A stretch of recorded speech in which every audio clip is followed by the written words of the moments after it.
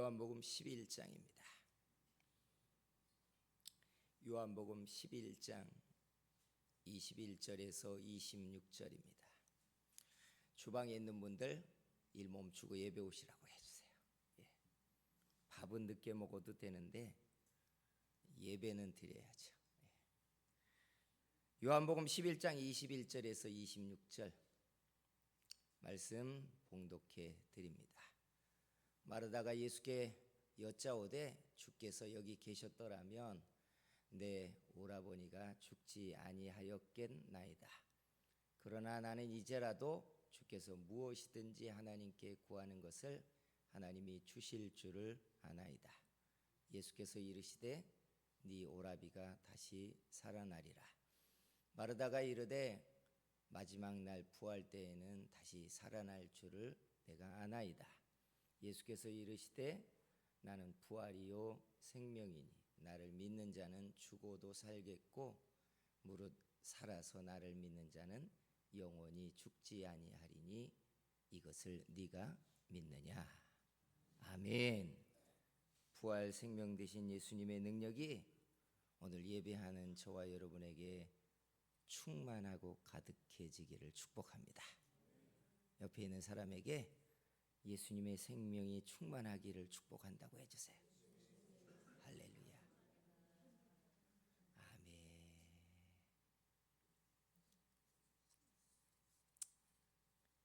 블루베리, 연어, 퀴노아, 아몬드, 시금치, 아보카도, 귀리, 브로콜리, 고구마, 치아씨드.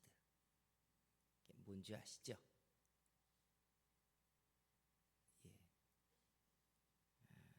제법 된 이야기입니다만 하버드 대학교에서 사람이 반드시 먹어야 되는 슈퍼푸드라고 10가지를 지정한 종류들입니다. 오래전부터 한국의 식탁에 반드시 먹어야 되는 이런 음식들이 오르기 시작했어요. 그러다가 최근에는 먹는 것도 중요하지만 결국은 운동이 결국은 마지막이다 해서 헬스를 하거나 수영을 하거나 아니면 러닝을 하는 크루들이 점점 많아지기 시작했어요. 예전에는 먹는 것이 건강이다 했는데 지금은 운동하지 않는 자 건강을 말하지 말라라고 사람들은 이야기합니다. 몸을 지키는 게 현대사회의 가장 중요한 가치라고 할 수 있어요. 돈을 벌어도 성공해도 몸이 망가지면 아무것도 의미가 없다는 뜻입니다. 알다시피 이런 가치 중심은 우리의 삶이 우리가 살고 있는 이 시간이 가장 의미가 있고 가치가 있다는 생각 때문입니다. 즉 죽으면 우리가 연기처럼 사라지는데 이 모든 게 무슨 의미가 있냐는 거예요. 그래서 사람들은 죽음은 아무 소용없어라고 입에 올려 말하기 시작합니다. 여러분은 어떠세요? 여러분의 생각에도 죽으면 아무것도 아닙니까? 우리가 믿고 있는 이 기독교 신앙의 가장 중요한 핵심 가치는 부활과 영생이에요. 이게 우리의 신앙의 뿌리고 기둥이에요. 다시 말할까요? 여러분의 신앙의 가장 큰 가치는 부활과 영생인 줄 믿으시기를 축복합니다. 이게 우리의 신앙의 가장 중요한 가치예요. 부활은 우리 육신이 죽음을 경험하고 나면 그 다음에 이루어질 일이고, 영생은 우리의 영혼이 몸 밖으로 나오는 순간 시작되어지는 삶을 영생이라고 이야기합니다. 그래서 여러분, 신앙은 죽음이 끝이라고 하지 않고 죽음은 우리의 신앙의 완성이라고 이야기합니다. 즉 죽음을 통해 모든 게 무너지고 끝나는 게 아니라 우리의 삶의 여정의 경계를 넘어 완성되는 시간, 이걸 기독교 신앙에선 죽음의 강을 건넌다라고 이야기했어요. 지금도 한국 사회의 장례식은 죽음을 놓고 울고 고통스러워하지만 이 신앙을 가진 사람들은 죽음을 통해 나그네 인생의 여정을 마치고 완성되었다고 죽음을 화려하게 치르는 장례로 이야기하는 사람들이 참 많습니다. 사랑하는 성도 여러분, 우리의 육체는 시간이 지나면 낡다가 언젠가는 벗어버려 죽음이라는 강을 분명히 건너게 돼 있습니다. 그건 모든 게 끝나는 시간이 아니라 우리의 신앙의 이 여정이 완성되는 시점이라는 사실을 믿으시기를 축복합니다. 오늘 우리가 읽은 이 본문은 가장 중요한 그 테마를 말하고 있어요. 아다시피 나사로에게는 두 명의 누이가 있었는데 마르다와 마리아입니다. 나사로가 병들어 죽어갈 듯 하니까 인편으로 150km나 떨어져 있었던 예수님에게 오셔서 나사로를 기도해서 살려주세요 라고 소식을 전합니다. 그런데 예수님이 150km나 떨어져 있는 그 거리를 곧장 출발해서 나사로에게 가야 맞습니다만 웬일인지 시간을 질질 끌다가 나사로가 죽었다는 소식을 듣자마자 이제 나사로의 집으로 출발합니다. 그리고 나사로의 집에 도착하자 장례를 치른 지 나흘째 되고 있는 겁니다. 그리고 우리가 읽은 이 본문은 나사로의 누이인 마르다와 주고받는 장면 속에 나온 대화예요. 성경학자들은 이 사건이 장차 일어날 예수님의 부활을 예고해 주기 위하여 의도적으로 일으켜진 사건이라고 말합니다.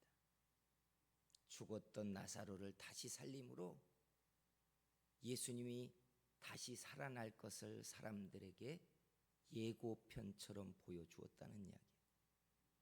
그런데 이 우리가 생각하는 이 예고편의 이야기가 아니라 예수님이 이 사건 속에서 말씀하신 내용이 사실은 더 본질적인 내용이라는 겁니다.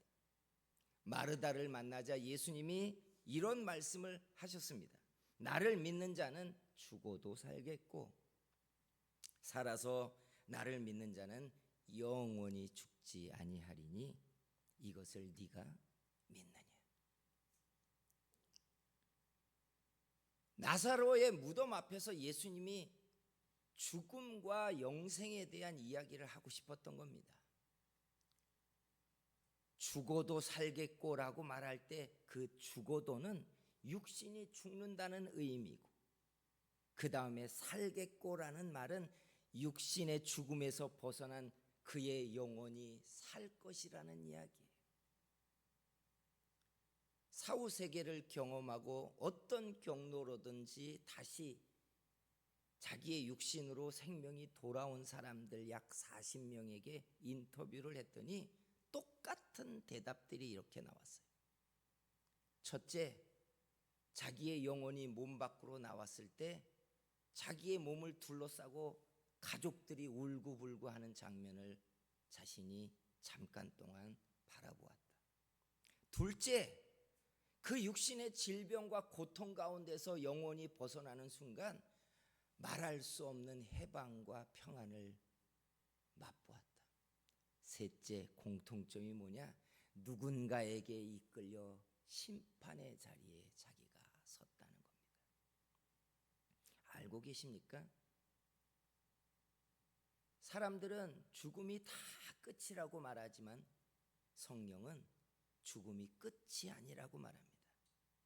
죽음은 마치 우리가 살았던 집을 챙겨서 벗어나 새 집에 들어가기 위하여 이사를 가는 것처럼 이 육신을 벗고 우리의 영혼이 벗어나는 것을 성경은 죽음이라고 이야기합니다. 즉 사람의 영혼은 죽지 않는다는 이야기예요. 그래서 네가 죽지만 죽지 않는다는 이야기를 하시는 거예요. 우리는 이 육체가 죽지만 우리의 영혼은 죽지 않는 걸 믿으시기를 축복합니다. 이게 신앙이에요. 중요한 것은 죽지 않는 우리의 영혼이 심판의 자리에서 영원한 생명을 얻을 것인지 영원한 심판을 받을 것인지에 대한 결정이에요.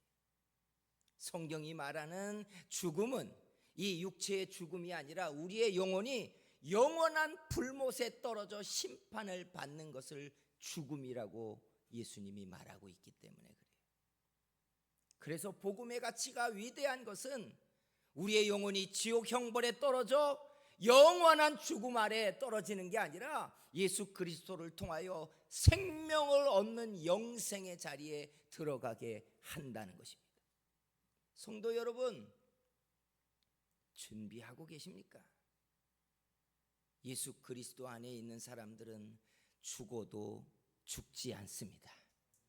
왜냐하면 이 육체를 벗어나도 우리의 영혼이 예수 그리스도 안에서 영생을 누릴 것이기 때문에 살아서 나를 믿는 자는 영원히 죽지 않는다라고 주님이 말하고 있는 겁니다.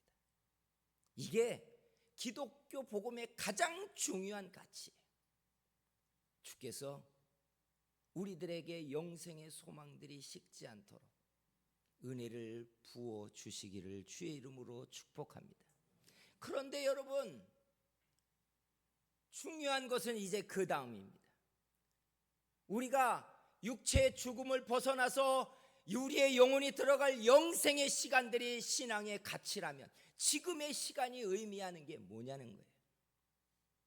지금은 베드로가 말하는 것처럼 나그네 같은 존재고 잠시 잠깐 있다가 지나가 버리는, 벗어버릴 장막에 거하는 시간이냐. 성경이 말하는 저와 여러분이 살고 있는 이 육체의 삶이 가리키고 있는 게 뭐예요? 성경이 우리의 육체의 시간을 이야기하는 것을 여러분 광야라고 말한다는 거 여러분 아십니까? 이스라엘 백성들이 요단강을 건너기 전에 40년 동안 광야에 살았습니다. 광야에 살고 있던 하나님의 사람들의 소망이 뭔 줄 아세요? 광야에서 좀 더 빛나는 자리, 좀 더 좋은 음식, 좀 더 대접받는 삶을 살고자 하는 게 그들의 소망이 아니라 광야를 지나고 있는 성도들의 삶은 요단을 건너 하나님의 약속의 땅에 들어가는 게 그들의 유일한 희망이었고 목적이었어요. 그리고 이 광야를 가리켜 사도행전에서는 광야 교회라고 이야기한다는 거예요. 즉 저와 여러분이 살고 있는 지금 이 육체의 시간은 광야를 지나는 중이라는 거예요. 성도 여러분, 육체의 시간에 광야를 지나는 하나님의 삶을 살게 되시기를 주의 이름으로 축원합니다. 그러면 여러분, 광야의 시간 동안 하나님이 자기 백성들에게 무엇을 어떻게 했어요? 하나님이 자기 백성들에게 요구한 가장 중요한 가치는 여호와의 말씀을 삼가 듣고 지켜 행하는 거예요. 즉 말씀을 듣고 하나님을 의지하면서 믿음이 일어나 하나님의 백성다운 삶으로 자라고 성장하는 것, 이게 광야의 삶의 제1의 가치였고 시작과 끝이었고 모든 것이었어요. 광야 교회의 가치는 결국은 하나님의 말씀을 삼가 듣고 믿음이 자라 하나님의 백성다운 사람으로 자라가는 것, 이게 저와 여러분의 가치예요. 교회가 가지고 있는 가장 중요한 가치, 하나님의 백성들이 하나님의 자녀로 자라는 겁니다. 성도 여러분, 여러분의 믿음이 자라고 있는 줄 믿습니다. 근데 여러분, 믿음이 자라는 이 가치보다 사람들이 훨씬 더 많이 바라는 게 뭔 줄 아세요? 너는 만나 얼마나 먹었어? 메추라기 먹어봤어? 너는 애굽에서 참외와 매 먹어봤어? 나는 먹어봤는데. 니네 장막은 몇 평이야? 니네 집 앞에는 물이 나와? 햇빛은 몇 시간이나 쬐요? 남향이야, 동향이야, 북향이야? 광야를 지나는 이스라엘 사람들이 그런 이야기를 하고 있었을까? 우리는 그런 이야기 하잖아요. 우리는 그게 지금의 삶에 굉장히 중요한 의미입니다. 해외여행은 몇 번 갔는지, 가족여행은 얼마나 다니고 있는지, 집은 어디에 살고 있는지, 연봉은 얼마나 되는지, 우리는 이런 기준으로 인해서 하나님께 복을 받냐 안 받냐를 이야기하는데, 광야에 있던 성도들의 삶은 눈을 뜨자마자 하나님의 구름 기둥이 그 자리에 있는지, 하나님이 우리에게 무슨 말씀을 하는지, 오늘 우리에게 주시는 만나는 뭔지, 이게 광야 성도들에게 가장 중요한 가치였어요. 왜요? 시간을 때우면 지나가는 게 아니라 결국 광야의 시간이 요단을 건널 사람들을 결정했기 때문에 그래요. 광야를 어떻게 지냈느냐에 따라 요단을 건널 사람들이 결정되었다는 사실. 광야에서 끝날지, 요단을 건널지, 광야에서 멈추는 사람이 될지, 요단을 건너 하나님의 약속의 땅에 들어갈지를 광야의 시간이 결정했다는 사실이에요. 교회 생활 왜 중요한지 아십니까? 교회 생활하면 출세를 하고 하나님의 복을 받는 게 아니라, 교회 생활이 요단을 건너 하나님이 우리에게 주실 영생을 약속하는 걸 결정하기 때문에 그래요. 그래서 교회 생활 정말 중요해요. 이 시간이 우리의 광야이고, 이 광야의 시간이 이스라엘이 요단을 건너 하나님의 약속의 땅에 들어가듯 우리가 영생의 약속을 성취할 자격을 결정할 것이기 때문에 그래요. 그래서 주의를 지키려고 애쓰고 하나님의 말씀을 들으며 부담을 갖고 하나님의 낯을 살피면서, 이스라엘이 눈을 뜨고 일어나면 하나님의 구름 기둥과 불 기둥부터 제일 먼저 살폈던 것처럼 하나님의 낯을 살피며 그 말씀을 따라 행하기 위하여 몸가짐을 갖추고 있었던 사람들처럼, 지금 우리들의 교회는 광야를 지나고 있는 중이기 때문에 그렇습니다. 사랑하는 성도 여러분, 이 광야의 시간 동안 우리의 속사람이 하나님의 낯을 살피고 그 말씀을 잡으며 하나님의 약속에 자격을 갖는 사람들이 되도록 자라고 믿음이 크는 사람들 되기를 주의 이름으로 축원합니다. 그래서 언제나 살펴야 될 것 가운데 하나가 내 믿음이 자라고 있는가요? 나는 예수 그리스도의 사람으로 자라고 있는가? 어떠십니까? 여러분의 믿음 자라고 있습니까? 제가 보기에 우리 성도교회 믿음은 작년에 비해서 올해 자랐습니다. 올해에 비해 내년 연말이 되면 우리 성도교회 믿음이 더 자랄 것이라고 기대하고 있습니다.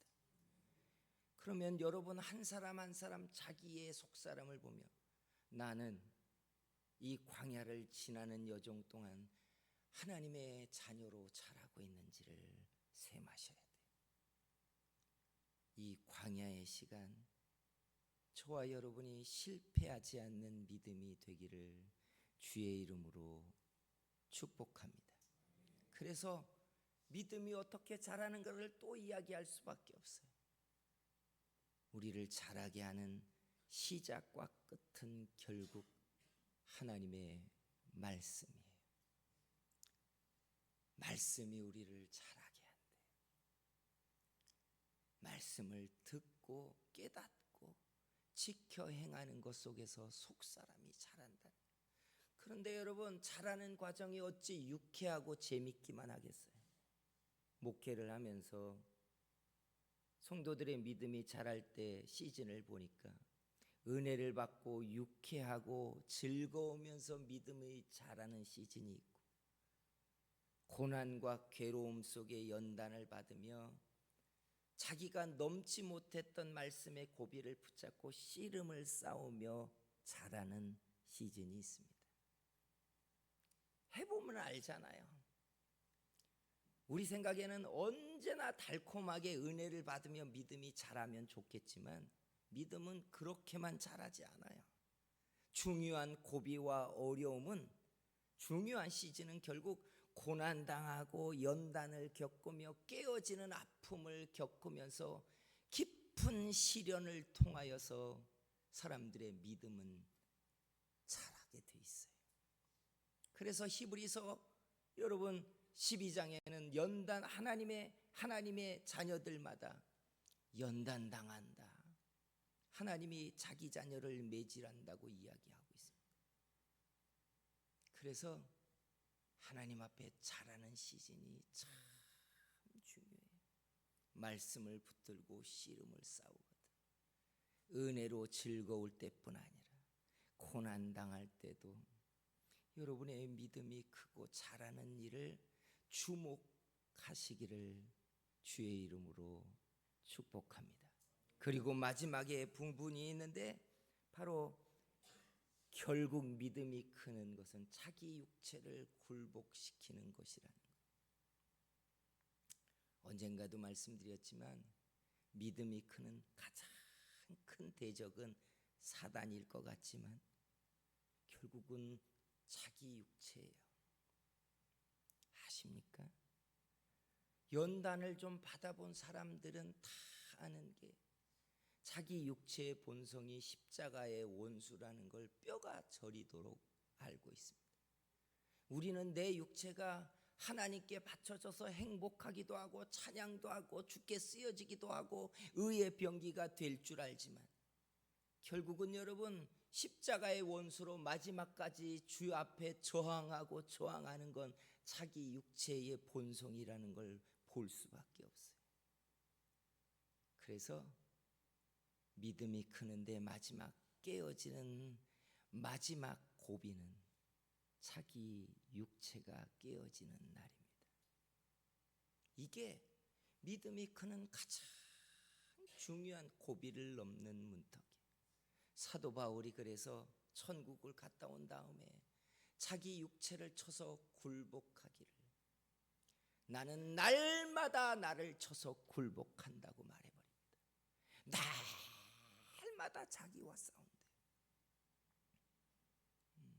하나님의 선을 행하고 싶은 나의 본심이 있지만, 이 본심의 믿음이지만 이 본심을 저항하는 내 안에 또 다른 본성이 있는 걸 자기가 본다는 거예요. 그래서 우리가 오해하지 않아야 될 것은 육체를 굴복시키지 않으면서 언제나 내 마음이 하나님 앞에 있다라고 생각하는 착각이에요. 그러니까 육체를 못 이겨요. 자기 육체를 굴복시키지 않고 나는 누워 있어도 하나님 앞에 있고 운전해도 하나님 앞에 있고 내가 예배당에 안 가도 나는 하나님의 사람입니다라고 하는 마음의 착각이에요. 저도 그렇고 여러분도 그렇고, 분명한 것은요, 우리 육체를 벗어버리기 전까지 우리의 믿음을 저항하는 마지막 대적은 바로 우리의 육체의 본성입니다. 성도 여러분, 자기를 쳐서 굴복시키며 자기와의 싸움에서 이겨내며 자기를 십자가 앞에 엎드려지게 하며 말씀 앞에 굴복시키는 그런 승리하는 믿음 되시기를 주의 이름으로 축복합니다. 이 시간에 같이 기도할게요.